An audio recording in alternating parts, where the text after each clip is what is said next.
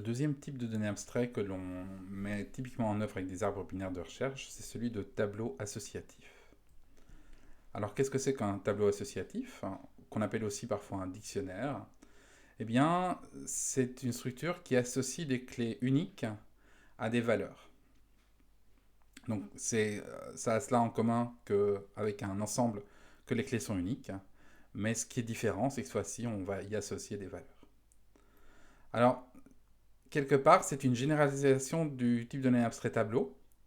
Alors, pas dans le sens où on a des choses stockées dans un emplacement successif en mémoire, c'est pas le cas, mais dans le sens où on a un accès avec des indices. Ce qui change, c'est que plutôt que d'avoir des indices qui sont uniquement des entiers consécutifs entre 0 et taille moins 1, eh bien, on va avoir des indices qui peuvent être de taille arbitraire et qui peuvent ne pas être consécutifs du tout. Ça permet par exemple d'écrire que l'âge de Chiara vaut 7. Alors Chiara, c'est une chaîne de caractères, mais c'est tout à fait légitime d'écrire cela, et c'est du C++ tout à fait correct, à condition que on ait défini la variable âge comme étant de type standard map avec deux paramètres génériques, standard string pour le type des indices, et ici unsigned pour le type des valeurs associées. Nous verrons ça plus en détail dans la prochaine vidéo. Alors, les opérations qu'il faut pouvoir mettre en œuvre sur un tableau associatif, c'est évidemment ajouter une paire clé-valeur. Alors, ça veut dire associer une clé à une valeur. Modifier, c'est-à-dire on a une clé existante, mais on va changer la valeur qui est associée. Supprimer, c'est-à-dire supprimer la paire clé-valeur. On va évidemment supprimer en fonction de la clé. Chercher, vérifier si une clé existe et éventuellement trouver quelle est la valeur associée.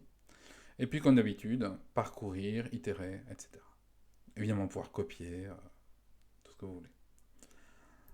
Pour mettre en œuvre ce tableau associatif, typiquement, on va utiliser un arbre binaire de recherche dont les nœuds vont stocker clés et valeurs, mais la clé est l'unique partie des données stockées qui sert à faire la recherche. Donc on va chercher sur la clé et puis on a la valeur qui sera associée, qui est stockée dans le nœud, mais qui ne permet pas de chercher. Si on fait ça, on aura évidemment un tableau associatif trié et on aura des complexités associées qui sont de l'ordre du logarithme du nombre d'éléments qu'on stocke, donc du nombre de clés différentes qu'il y a dans notre tableau associatif. En ASD2, vous verrez qu'il y a une alternative qui est d'utiliser des tables de hachage.